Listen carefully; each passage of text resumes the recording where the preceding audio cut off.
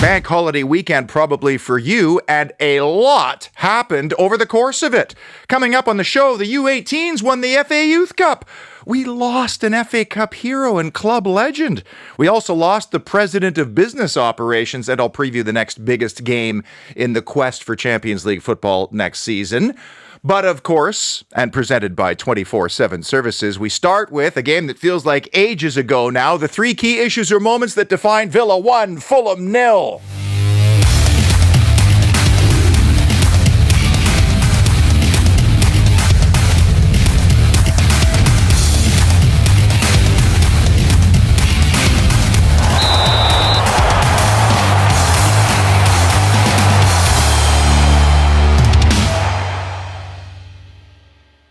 Greetings and welcome inside the parlor from British Columbia, Canada. Kind of a mixed weekend for results in the Champions League chase, which is our sole focus. Newcastle drawing Brighton, not bad. Chelsea beating a Liverpool team that looked like it was already in parade mode, not optimal, but Crystal Palace drawing Nottingham Forest at home could come in handy. Now would be a wonderful time for major points deductions for both Manchester City and Chelsea. It's all gone rather quiet in the ongoing saga of those two clubs' creative accounting. Really sad news on Sunday as we lost the last surviving member of our last FA Cup triumph, this game here in 1957, where Peter McParland scored both the goals in Aston Villa's victory. He was also a League Cup hero because he scored the winner against Rotherham in the first ever League Cup. And I never had the pleasure of meeting the man, but by all accounts, a true gentleman who was always available. Proper club legend, just celebrated his 91st birthday, and that was right on the heels of losing goalkeeper Jake Finley at the age of 70. Tough weekend, and I raise my glass and say Solange to both and their families and friends.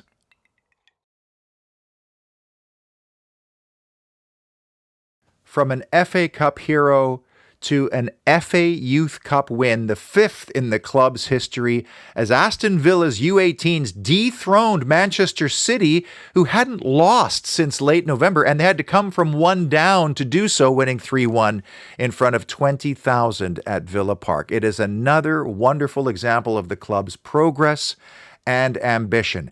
And they won the game by employing characteristics that looked an awful lot like the first team, especially playing through the lines in midfield and building up out of the back. And there were some first-teamers on hand as well, which was great to see as they congratulated the champs. It is really hard finding and developing the best 15 and 16-year-olds around the country because every club in the country is trying to do the exact same thing. And it's possible that not one of these players will ever appear for Villa's first team, but many will become professionals and Villa will benefit. And winning this trophy will help recruit the next batch, the next cycle. This is a huge barometer and validation of our footballing operations.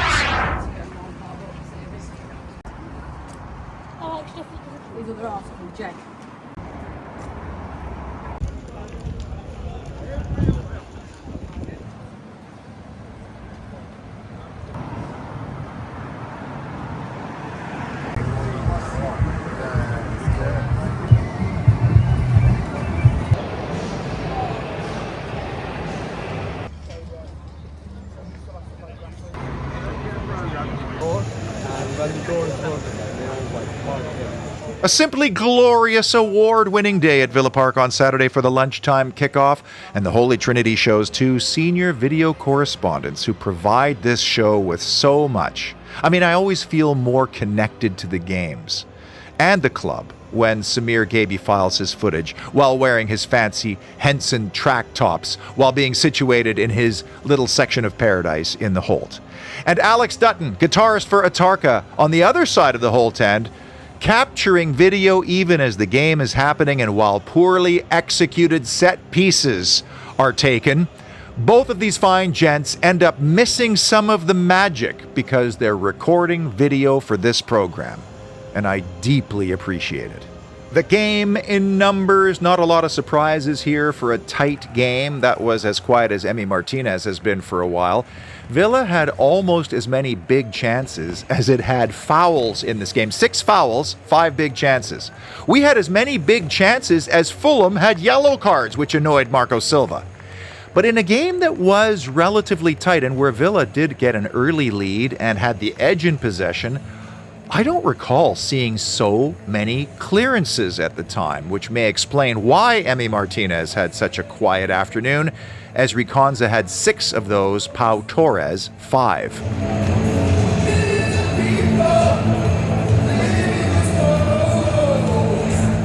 You'd think that in the aftermath of the Wembley display, there might be more changes heading into the Fulham game, but in the end, it just turned out to be Ian Maatsen for Luca Dean as the only alteration, and I guess you could read into that maybe Unai Emery wanted his players to have a chance at redemption, but he also does like a stable side, and he also loves the ability of introducing some spark in and around the hour mark. And I'm not sure how those substitutes feel about having that role, but it has made a difference for us in the last month, and on Saturday, it made a difference again, even if they weren't able to add to the lead. Significant issue, the McGinn milestone. Saturday saw our captain play his 200th Premier League game in Villa colours, and considering that he helped get us to the Premier League in the first place and had a big role in that, I think we're getting closer to all-time legendary status for John McGinn. Winning something here would certainly cement that legacy. I think his personality helps, plus his combative, bombastic style, and of course his pronounced seat. I hate to admit, but there were many times under Dean Smith and especially Steven Gerrard where I wondered whether the Premier League was beyond John McGinn. Do you remember that terribly awkward period at the beginning of Gerrard's first full season, or we thought it was going to be a full season, where he was made the captain? And then everything changed under Unai Emery. He fully committed to his fitness, became a leader for his country, and took everything the new manager offered on board, and that's a sign of somebody who has it up here. And he would play a pretty big role in the Fulham game as well. We're fully into rumor season, and the latest, Emi Martinez and Leon Bailey moving to Saudi Arabia with interesting proposals. Now, I could see Leon Bailey actually making that move, and maybe even for a valuation that's similar to what we paid for him 4 years ago. The Saudi Pro League's actually been a huge benefit to the Premier League and its clubs, because where else can you sell players on the fringes of your squad for at or even sometimes above market value, which helps with the PSR stuff. This week, we've been linked with Osasuna centre-back Enzo Boyomo, 23 years of age, right-footed, 6 foot, capable of scoring a couple of goals, could play for Cameroon or France internationally, and Espanyol goalkeeper Joan Garcia, who had a fantastic game in a losing cause this past weekend, 6'3". He just turned 23. I'm not having Emi Martinez to the Middle East, but boy, could he use a young, hungry, talented, and capable goalkeeper behind him to push him and, of course, play meaningful games right now. We're also into another type of season, roofing season. Now, I realize that your roof is probably not as sexy as a new kitchen or a bathroom. But if your roof is on its last legs, like, say, Adama Traore, then now's the time to call 24/7 Services, because roofing is their jam. It doesn't matter if you're a business owner and have an industrial-sized roof project, or you're a residential homeowner. Now is the time. You don't want to wait until the rain and winds come back, so you have to put pots and pans on the kitchen floor beneath the skylights while you're trying to make roast dinner. The 24/7 Services team is trained to use all different types of materials on all different types of roofs. And these are just a few examples. I mean, there are so many solutions now, like the Sika product, but there are also shingles and metal roofs that look as good as they perform. It's just a matter of what your preference is and, of course, what your budget is as well. But not dealing with leaks can lead to bigger and more expensive problems. So while the sun is shining, and I know it's a short period, I know it's the same here as it is in the UK, why not deal with it now? Start the free fair quote process. And by the way, if you want somebody up on your roof doing the work, would you rather have a bunch of Villa fans who know what good should look like, or maybe baggy fans, or worse? Start with a visit to the company website or talk to an actual human being by using the phone numbers in the description of this video. Big off-field news this weekend. Chris Heck, the president of business operations, is moving on to join an old colleague of his at LIV Golf. This is the alternative circuit to the PGA. They play 54 holes in a tournament over a weekend compared to the PGA's 72. Now, I've read a lot of people say, good riddance, this man has alienated a large swath of the Villa supporters. But the record amount of commercial growth and development he's achieved in just 2 years, along with all these infrastructure projects, is actually quite astounding when you look back at it. Remember, Chris Heck is, or was, accountable to the owners for the remit they gave him.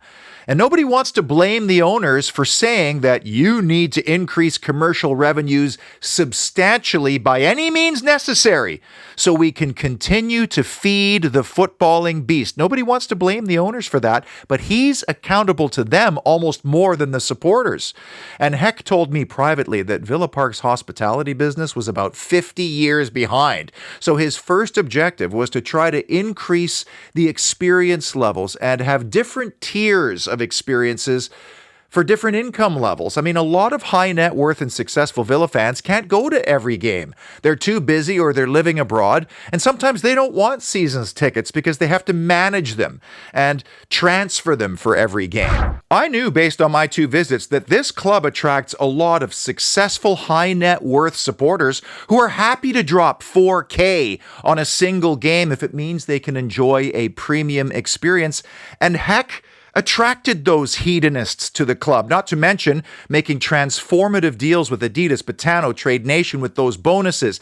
Then the infrastructure stuff, the fan zone, the updated club shop, the new club shop in the Bull Ring, the warehouse, and now the North Stand redevelopment. The owner said, Chris, we need you to do this, and this. And he did all of them. And the next person that comes in is going to inherit all of that. And that is going to be a big hire, by the way. On to the Fulham game, and big moment number 3, Emery enraged. Now, this thankfully did not affect the outcome of the game, but we got a beautiful illustration of the demands on the players of Aston Villa Football Club. And we hear that word all the time. Almost in every single Unai Emery media availability, the word demanding and consistency comes up. And we saw a manifestation of the consequence of being too casual or complacent in and around minute 54. It's funny that Peter Crouch visited Bodymore Heath this week for his podcast in advance of the Fulham game, and everything you hear about Unai Emery behind the scenes and off the field, at least 99% of the time, was demonstrated during these little moments, these little insights that we saw, that he is a gentleman, a cultured human being, a football romantic, suave and debonair, loves a nice glass of wine with a fine meal, ideally with Basque-sourced ingredients, holding the door open for his fellow colleagues, no matter who they are. And he even took time to watch Crouchy's podcast so he could be more prepared for the former villain's visit. But when Ezri Konsa dawdled on the ball and then lost it in the 54th minute, leading to a Fulham attack, Unai Emery lost his mind like we haven't seen, I don't think, ever. And you know how much the staff obsesses over the demands, the expectations, and how much emphasis they put on this game because of the implications. And then Konsa is just too casual, and Unai Emery's reaction is volcanic. Konsa must have known it was going on somewhere over there. He probably just didn't want to look over to make eye contact. And that reaction was in stark contrast to his reaction over Yuri Tielemans' goal. Well, there wasn't any reaction. That's how laser focused and dialed in he is right now. And it's the perfect embodiment of Aston Villa is a football club, ruthless and relentless in its pursuit of consistency, excellence, never being satisfied, and complacency is a bad word. If Fulham scores after that mistake, our Champions League dream for next year is probably over, and that is why we are where we are, on the verge of 3 straight seasons of European qualification, and I'm dying to know if he still pulled Emery after the game and had a little quiet word and how he would have dealt with that situation. You know me, I rarely beg for subscribers on this show. I figure if you find value in this program, you'll watch it, you'll subscribe, or you won't. It doesn't hurt my feelings. What's weird, though, is that almost 50% of every show is viewed by non-subscribers. And I know YouTube sometimes automatically unsubscribes people. I don't know why, but if you wouldn't mind checking, it does help. And I know a lot of people my age and older don't want to create a Google account because you need one to subscribe. But getting subscriptions up helps the show get pushed out to potentially new and existing Villa fans. The Holy Trinity Show now presents Lip Reading with Ezri Konza. Here's Konza to Raul Jimenez late in the game after the Mexican submarined Amadou Onana. I consider myself a very good lip reader, and kids, if you're a good lip reader too, Ezri Konza loves fudge. That's fudge. And always remember, we are Villa till we die.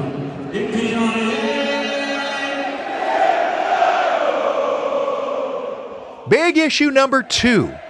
Squandered situations. You haven't heard that one on this show before. And as you saw by the key numbers, Villa generated 5 big chances. Now, the service I use doesn't tell you when or which those were. And in fact, at full time, they gave us 3 big chances and added 2 more about a day later. And I have to think that the 2 Watkins ones would be considered big chances along with Daniel Malin's, and probably the goal by Tielemans. Goals aren't always big chances, but from where he connected in the box, that was a high XG area. Now, we won the game, so it doesn't matter in retrospect, but that game could have been so much less stressful for us by the end. Imagine the mood at Villa Park had Ollie Watkins latched onto a great ball across from Matty Cash early in the second half. I mean, this came 32 seconds after kickoff, and Konza starts the play with a wonderfully weighted ball to Matty Cash. Cash's ball not bad either, but it just goes under the foot of Ollie Watkins, and perhaps Joaquin Anderson sliding in just put him off for that split second. Still, though, Watkins scores a 2-0 goal there and breaks Gabby's record right in front of the Holt end. What a moment that would have been. Watkins had another one about 15 or so minutes later, set up by Morgan Rogers. And not to sound like a skipping record again, but Rogers not as influential or noticeable in this game. And the reason why you can't drag him is because he does this, skins an opponent on the touchline before playing the perfectly weighted ball right into the path of Watkins. We've seen it between the two of them time and time again. Just a shame what happened afterwards. Anderson does make up the ground here to possibly put a little bit of pressure on Watkins because he has a go from a moderate distance. I don't have a problem with that. The best angle is from behind. We've seen him take it wide and deep and score from these locations, including one for England that was pretty significant. In fact, that one was even deeper than this one. And it is incredible how many times shots from this angle go between the goalkeeper's legs as the players almost whip their right foot around the ball. It just didn't on this occasion. From a teammate's perspective, no one's anywhere near the play, so he can't square it up across the box for a tap-in. And I do wonder if he just freezes the goalkeeper in the stance by looking like he's going to shoot and then pushes it that one step further to slot home from a deeper angle. Whether that might have worked, we'll never know. But the funny thing about Ollie Watkins is always we don't appreciate the goals that he does score, i.e. as many as Gabby in a Villa shirt in the Premier League. We tend to focus on the ones he misses, and the ones he misses often seem like the easier ones. Daniel Malin's late chance was beautifully crafted, again involving the sharp and lively and clever Jacob Ramsey, who plays a one-touch exchange with Ross Barkley before laying it beautifully into the path of the Dutchman. And here's where we could see how quick Malin is over short distances, because he loses Anderson. But in this case, he hits the shot too hard. I mean, if he takes 10% off of the power of that shot, it's going crossbar and in. Still, love the football. Shoulder to shoulder, they say. If that had occurred anywhere else on the park, would a foul have been given? And I'd love to know how many decent penalty shouts Ollie Watkins has had eschewed over the last couple of seasons, because I could think of 4 right off the top of my head, like at Liverpool and at Wolves a couple of seasons back. And the number one big moment that defined Villa 1, Fulham 0, Tielemans tally.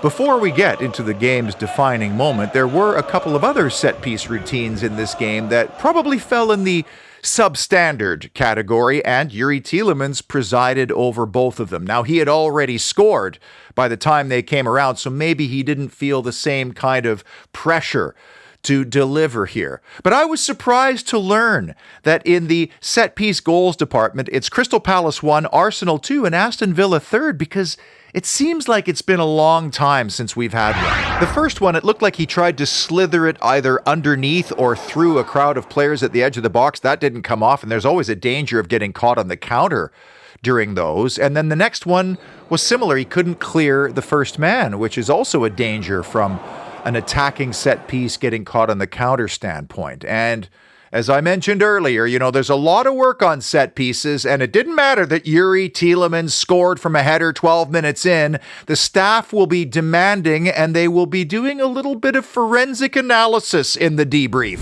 Those two routines in stark contrast with what happened in minute number 12. And there is a lot going on here, a lot of detail. And one thing that had to happen before the next thing could happen. And it's humorous that after the game, Youri Tielemans admitted that set-piece work at the end of training is boring. A lot of standing around, a lot of repetition, a lot of detailed talk and instruction, and none of it matters if the ball delivered on the day isn't good enough. Well, that wasn't the case with John McGinn's delivery. Like most teams now, Fulham uses the hybrid marking system, zonal along the 6-yard box, man-to-man everywhere else. But a really interesting detail here, as you notice Boubacar Kamara backs out of the box, and Lukic doesn't seem to know what to do. He's standing still as Youri Tielemans runs right past him. And when the attacking player gets the run on, it is so hard to defend.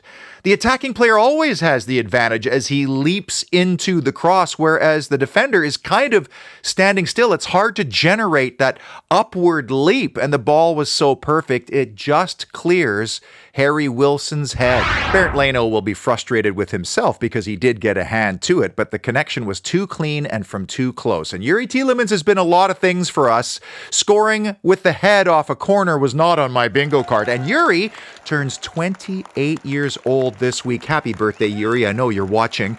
28 is your absolute prime. And I said last week that playing every single game, and 90 minutes in most of them, has reconditioned Youri's body and his mind. He wants to play every single game, and he is excelling. To think he was a bit player at Leicester. A couple of shows back, I commented on how it felt like we hadn't scored for ages from a set piece after Ollie Watkins hit the post against Newcastle from a free kick, but that the odds generally do catch up. And sure enough, we get one in the first quarter hour of this game. And how important could that goal turn out to be? Not just for the 3 points, but to keep the belief, to keep the momentum going and keep us motivated heading into a very difficult game this weekend.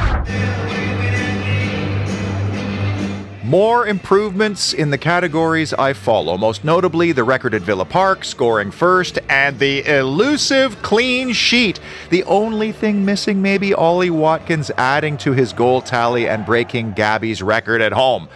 The spread in fouls and offside decisions is quite incredible at this stage. It shows how disciplined Villa is at the back and how we are forcing teams to stop us unfairly. Those numbers represent Unai Emery's way and ideas. The Sill Hill Brewery star performer is an off-the-board pick this week. I'm going with Matty Cash. I know he's in the crosshairs an awful lot, but he tidied up a few sketchy situations. He plays the ball across for Watkins' big chance. It's going to be very interesting to see how Villa approach the right back situation again this offseason. But for this game, despite Yuri Tielemans' significance and his goal, Cash put in 90 solid minutes and his team got a clean sheet at the end of it. A lot of Holy Trinity show viewers were warming up their vocal cords at the tap room for the lunchtime kickoff. Well, not Charlotte Simcox's handsome lads. They were just there for the bacon cobs and the selfie. The Ronster, who came over to the match from Dublin with his brother, was there, and so was Gaz, and so was at Primetime Villa, also known as Aston Perry, the most Villa name of all time. All sampling Holy Trinity Ale, which is lined up alongside a new offering from the brewery for VE Day, Never Surrender Wartime Bitter.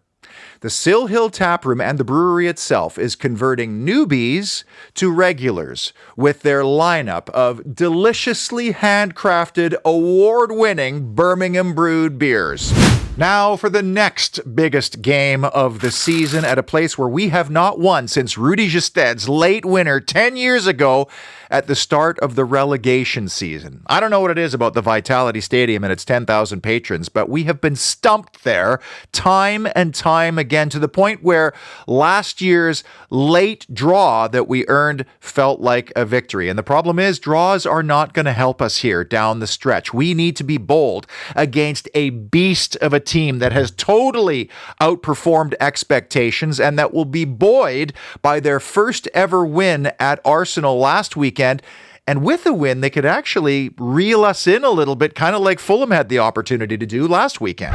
Here's another game where I just feel like Tyrone Mings, as our aerial duelist, is just more suited to this kind of game than Pau Torres, and I'll probably be way wrong about that. But when you look at the goals that the Cherries scored at Arsenal from a long throw and a header and then from the corner, I just feel like Mings is better suited. And keep in mind, the Cherries concede a lot of goals from set pieces as well.